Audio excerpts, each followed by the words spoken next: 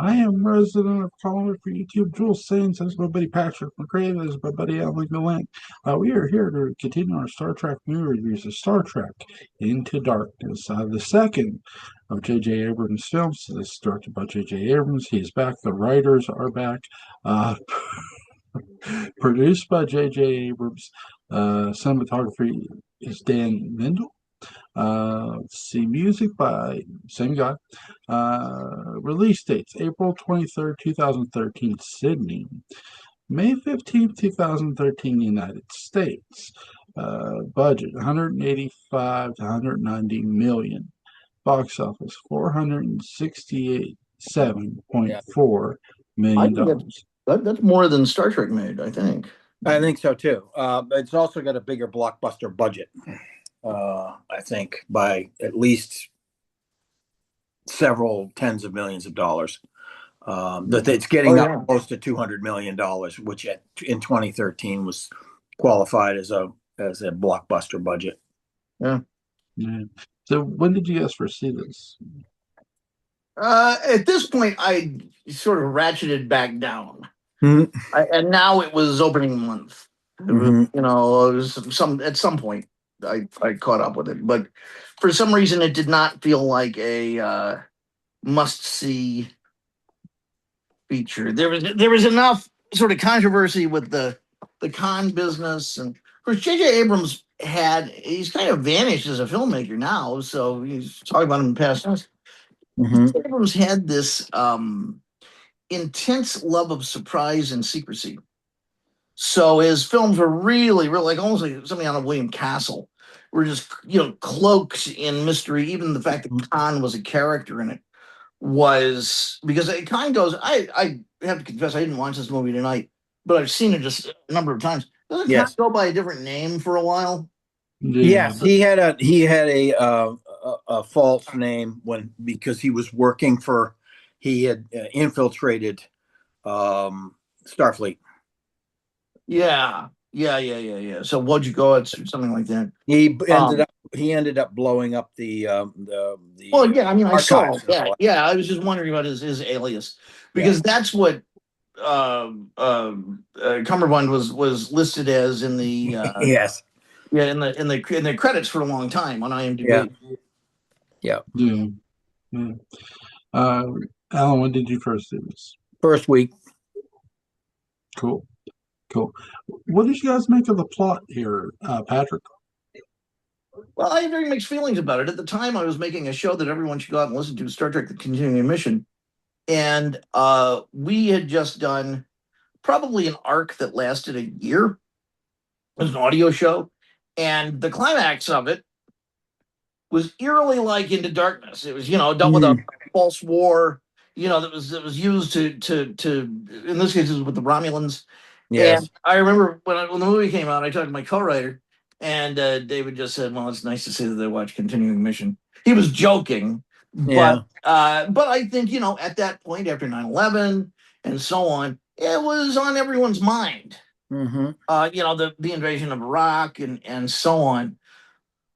So we were both kind of drinking to the same well. I thought it was fine. There was a part of me though that really it, it's a good movie, but it's also symptomatic of a problem in modern filmmaking, which is how many complications and how many villains do you have to throw at the hero? I don't know. It's I don't. Is this like an IQ test, or do they feel like they're inadequate to make a movie with just one villain, one story? You know, you go back and look at Goldfinger, and it's positively Right. elegant. It's like a Mondrian painting, and then you've got this, which do you need the vengeance and all of the augments who really don't get, as far as I know, that much screen time other than Khan. I think they're all still in aren't they all still frozen? And Yeah, they are all still frozen. They get no screen time except yeah, you see them inside the pods. That's it. and then you got Khan, and then you have Peter Weller, The Great Big Ship, which was the original title of the movie, and it's It was like supposed God, to be a historical movie, but sure, Peter Weller. but it's like I like this, but we got like 3 movies going on here. It's true, and they were like trying to do the configuration was like having, the Anthony Zerbe character, as a sort of foil to augment the real villain. Except in this case, they're both awful. I mean, they're both primary villains. You're right. It's like, well, we've got Peter Weller, so let's make him as big as Khan, and they kind of do. And I think that's too much. I think really it's Khan, and just use Peter Weller's character as the foil, and that's fine. That gets him into Starfleet. I mean, look at Rabbit Khan. Look how elegant that movie is. Yeah. By comparison, it's just Well, they had the perfect isolation of the villain because he's literally isolated on a dead planet. Harrison. Yeah. That's his name. Yeah. Harrison. That's John Harrison. Oh, I thought it was Merkin. Okay. Merkin, yeah. That's it. He's probably functioned as a beard sometime in his life, but Merkin. Anyway, so yeah, it's a John Harrison. Mm-hmm. There's another thing about I realized Cumberbatch wanted to play him completely different, and I think the director wanted to play him completely different because we're in a different timeline. But his mouth is doing this all the time in the movie. Yeah, it's like, okay, so that's your psychological gesture. Okay. Yeah, I thought Cumberbatch was fine, but I thought he was fine too. There's just a few. It was so far from Khan, though. Yeah, that he could have been called John Harrison, and it probably wouldn't have mattered. No, he still would. Maybe he was John Harrison, one of the guys that Khan had in a pod at some point, and or he was the alternate universe version, but he's not Khan, But I also understand why they wanted to connect it to that whole Botany Bay idea because they're all frozen. But true story. There's a cut scene of somebody, I think it might have been Harrison, being tortured by Klingons or something, and it completely cut from the movie. This is true. You can look it up. The Klingon played by I think Len Cariou. Oh, I think it was Len Cariou, or is either Len Cariou or it was the guy. He's another Sondheim guy. Who's in Legion of Tomorrow or Legion of whatever the DC thing was. Basically the brains of Firestorm, the Nuclear Man. Yeah, it's him. I forget who he is. Maybe it was John Collin or somebody. But I think it was Len Cariou as a Klingon. Yeah. Interesting. Yeah. They probably used the torture scene to show how impervious he was to pain. Maybe I don't remember, but it did bring in the Klingons. You got to see him. He had a great Klingon battle helmet. And right. That was cool. Here we see the Klingons reimagined, really, in force, which is kind of interesting, and it's fine because again we're in the Kelvin timeline and things are different, things develop differently, but you don't really get development of the Klingons; they just show up and fight. Well, to really geek out in a supreme fashion, which I shall now do on a Star Trek podcast. Imagine. I don't know if you remember, but on Enterprise, they came up with a whole explanation for the ridges, the smooth-headedness, and it was this genetic experiment that they all tried on themselves to, I guess, make them look more human, to infiltrate the humans or something. And all you need is a smooth head and black face, and you'll pass human. That's where the Klingons got some really bad intelligence. Just ask John Colicos, right? Yeah, they got some bad intelligence. Yeah, and they were laughing. So I think that was a Starfleet, like dirty tricks.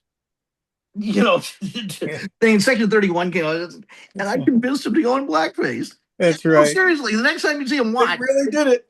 It's going to be just like Man Who Knew Too Much. It's in you. So anyway, that going a little differently can explain the different look of the Klingons. Boom. Yes. Yeah. Nothing can explain the Star Trek Discovery Klingons, however. Nothing. It's weird. Notice how they never brought them back. Yeah. Yes, they probably they probably got really bad polling. Terrible. I mean, unlike anything I had Mhm. never seen Klingon do. Yeah, And I've seen them yeah. do. I didn't mind these Klingons. I just would have liked to have seen a little more development, like a little backstory on these particular Klingons. Sure. Just that we're pissed off because you entered the neutral zone and blah blah blah or whatever. They're really pissy about the neutral zone. Yes, everybody is. The guys at Starfleet, it's like Canadians. Don't worry about it. They're just rescuing somebody. They're not going to That's do right, anything. right. That's the whole thing. Federation schmederation. Here we go. We're gonna go rescue people. What are they going to do? Maybe they'll repair a subspace beacon while they're at it. Mhm. Lay a few that are broken from around the Klingon Empire. Just put them out there to start with. Repair them. Yeah, let's say okay, we're rescuing these people. We're almost out of the neutral zone. Let's fire on an asteroid and see what happens. Now you made them mad. Yes, you get a. Yeah, I do feel Peter Weller's character is a bit much here, and he's too obvious I too. mean, a bit much. Putting him. He's glowering even when he's not supposed to be a bad guy. Yeah, It's like at the beginning of the film. Now, this is nothing against Peter Weller. This is probably how he was directed, and he's kind of a character out of a melodrama in a lot Which of is unusual because Peter Weller often is incapable of showing any human emotion whatsoever. He tends to be very inside himself, withdrawn almost in terms of his expression. Yeah, that's true. That tends to be his forte. You're never going to see him sing I Feel Good. No. You're not going to see him sing anything, I don't think, except maybe in his bathroom. But he felt like Banzai. He has a beautiful. Oh yes, he did. You're right. Yeah. Never again. It felt like this should have been more than just one movie. Yes. The whole story. Well, you could have had two stories because you had two villains.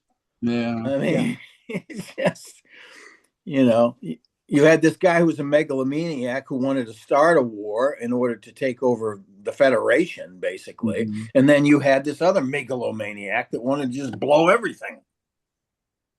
Yeah. And even though I get, James T. Kirk is not very experienced yet in this movie still, he's still smart enough to and I get, it's the emotion of Pike being killed. It's like he's still smart enough to, convene with the entire Starfleet to go. Yes, okay. He's intelligent, but he also relies a lot on instinct. Yeah. And at this point in his life, he hasn't reached, he's not 35 years old yet. He's more like 25, supposedly, probably. And he still hasn't grokked a certain amount of restraint. Yeah. He doesn't even want it. No, it's not at all. I do love how the Klingons look in this movie. They look great. I do agree with Alan. There's not enough of them or a backstory of them. We get a little bit of they've been firing upon us. Okay, I get that. Yeah, but that's just you don't get anything from them. It's kind of short shrift for them. I feel like I want to jump ahead, Joel, a little bit, if you don't mind, and just sort of do something out of order and talk about my favorite moment in the movie. Go ahead. I love the scene in the intermex chamber between Kirk and Spock. Yes, absolutely. And that could have been so cheesy, and they did a really good job with it. It was not a remake. It was a counterpoint. Yes. It was this really beautiful counterpoint.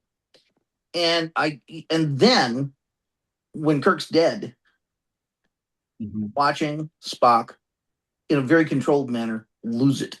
Yeah. And lose it in a way that didn't make him, crazy. It just made him an incredibly dangerous person. Yes. And when he's running, through San Francisco and all of that, he stops for soft shell crab too, which was nice. You see him eating When in it. San Francisco, right? Because it was funny to watch Quinto through the three movies.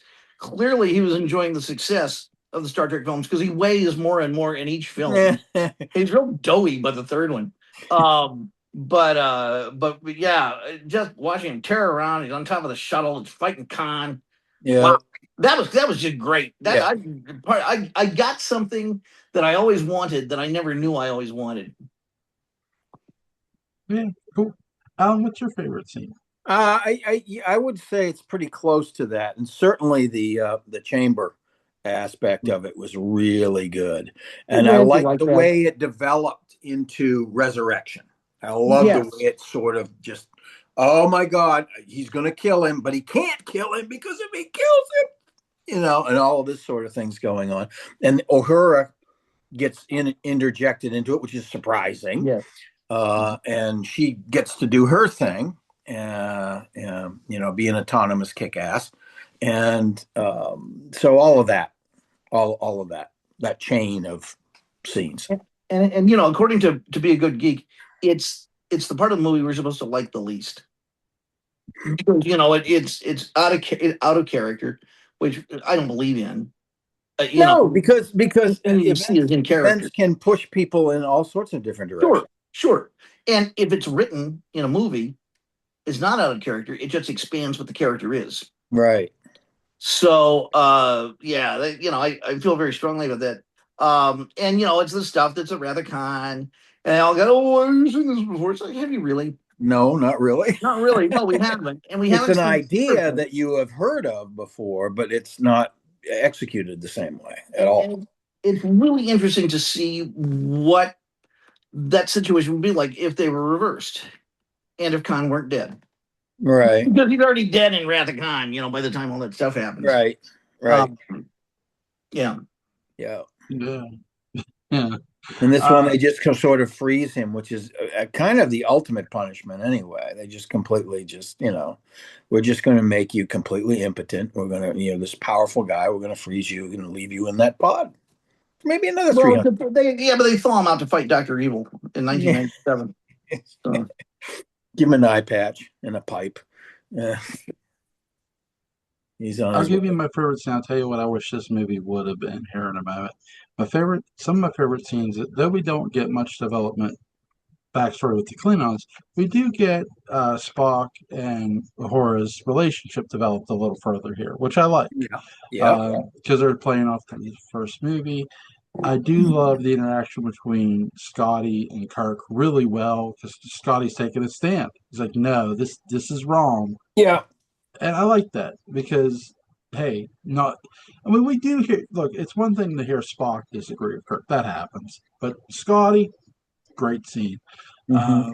So I love that stuff. I love all the shootouts. On Homeworld was great.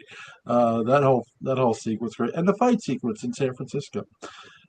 I wish this movie would have started with the Klingons, and they're the ones who are looking for Khan because they want his ass in all the wrong places. Yeah. Right, and Khan in all the wrong sectors. Yeah. And then you get Starfleet's involvement for it after. See, if you did it that way, then you wouldn't have to have like this super evil admiral. You just have have the conflict between Khan as a solo operator because he had tried to manipulate the Klingons into blowing up the Romulans maybe or something like that, and now he was trying something else, and they caught on. Along the lines of the Empire did nothing wrong, I'm getting to wonder, and along the lines of the Mitchell and Webb skit about them being the Nazis and saying, maybe we're the bad guys. Did you see the skull on our hats? I think we're the bad guys. I think Star Trek could accurately be reframed as this incredibly evil fascist organization run by the most evil, corrupt, military junta ever. With Kirk unwittingly in the middle of it, just boom, boom, boom, boom, boom, thinking that it's good. And Kirk's his public face that they have everyone love. Well, because there's never been until Admiral Ross in DS9, I don't think there's ever been a good Starfleet admiral. They're pricks. They get in the way. At best, they get in the way. Maybe we could end up having a crossover and have M. Bison be the Admiral of Starfleet. He's got the uniform, which he stole from Captain Scarlet and the Mysterions. Yes. But I just think Starfleet. I have to take a step back and realize, oh my God, they're evil. Yes. And they promote these assholes to the Admiralty who are awful. So whatever their vetting process is needs a lot of work. Well, this is one of the reasons why Kirk is such a he's an iconoclast. He's a rebel in this, particularly in this universe where the administration is a bunch of stick in the muds at best, and at worst they're a bunch of evil. And their ambition is outstrip their morality. Yeah, very much so. But I think that'd be an interesting examination to look at the Admiralty of Starfleet and realize, oh my God, that's the evil organization. Yeah. Sorry, I'm looking something up. Good. I don't know. I like Arby's. I got nothing. I feel like the next movie could have been your there's a traitor in the Federation, right? So then you get Peter Weller, you get known veteran actors. You don't kill Greenwood's character in this movie, Christopher Pike. Right. You wait for that to be the next movie. Pike dies because he's looking into something. He's trying to get a rest. And there's a traitor. Remember the rest? Like the motorized chair. Oh my gosh. So hold on, guys. Let's see. Production. Let's see. In June of 2008, it was reported that Paramount Pictures was interested in signing J.J. Abrams. Okay, I read that yesterday. Filming Into Darkness began principal photography on January 12, 2012. With a scheduled release date of May 16, 2013, cinematographer Dan Mindel shot the film using a combination of amerophobic 35mm film and 15 perforation IMAX cameras. Cool. Very, very good movie. Yeah, yes. The cinematography is obviously it's very high tech and it's very good, and is in this whole series of films. And we haven't mentioned lens flares once. What's that? We have not mentioned lens flares once. No. Could you imagine? What are you guys' thoughts on the 3D gimmick of film? Like, good, bad, and different? It hurts my head. It does not hurt my head. I don't mind it. I can't tolerate it. My eyes go funny after a while, and I start getting headaches. So I can't. Yeah. I mean, I've watched several films where I enjoyed it, and did the whole sense around thing, with the vibration in the chair and the whole nine yards. But at the end of it, I had a headache that would last the rest of the day. Oh. That's too bad. Too bad. I really like 40X. I guess they're still doing them. We have the Regal flagship here, and they've got a 40X theater. I think I saw.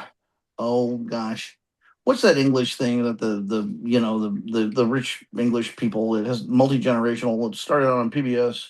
Oh yeah, I don't know what you're talking about. Yeah, it's not Gosford Park, but it sort of is. Yeah, it's damn it! Now, of course, that went right out of my head. Downton Abbey.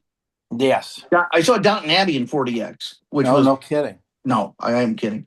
What would it do?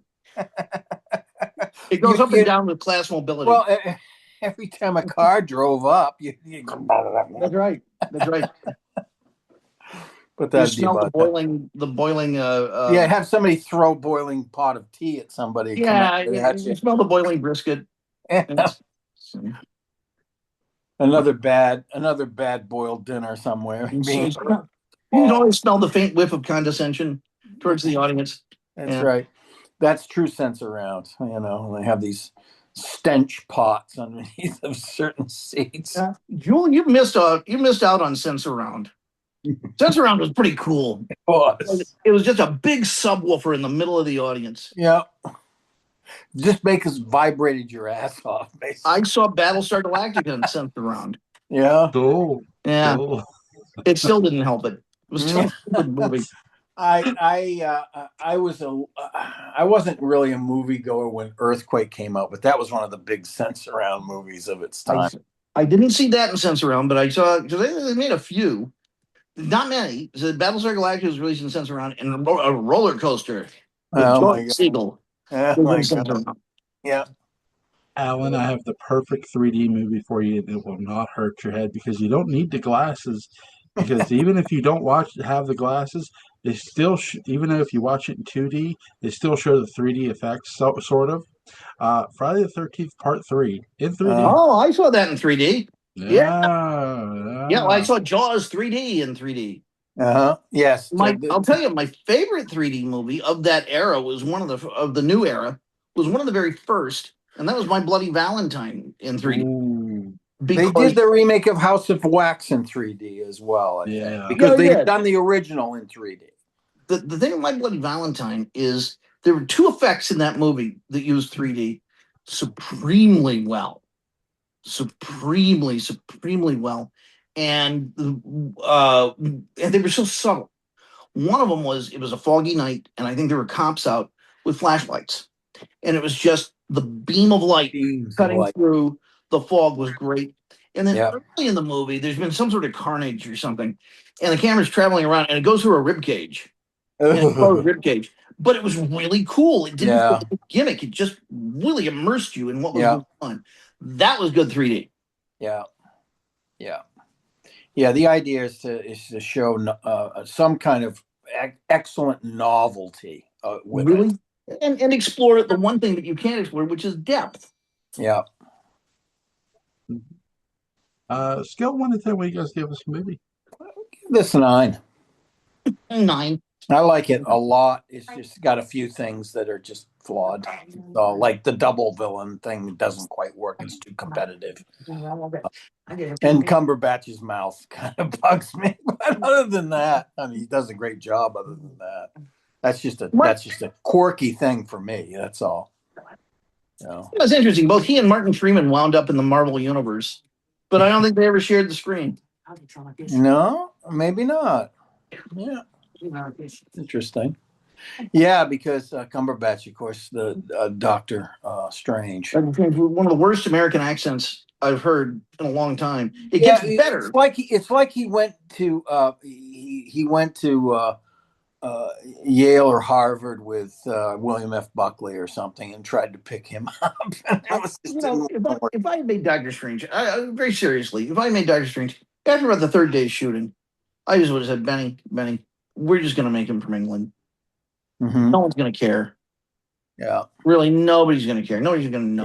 Yeah. Well, I got to tell you, his accent didn't even bother me after the first 5-10 minutes anyway, because he was doing a great job otherwise. I thought. Well, I really enjoyed those movies. Yes. But I didn't like Multiverse very much. I just got confused and tired of it all. Yeah, seeing him turning into a rotting corpse was not on my list of things to do. Well, and then just needlessly killing, Reed Richards and Black Bolt and all those guys.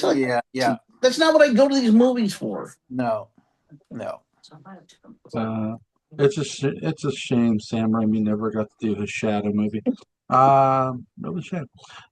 Did Darkman really well. Apparently, there's supposed to be a reboot of Darkman. Yeah, there is. There's supposed to be.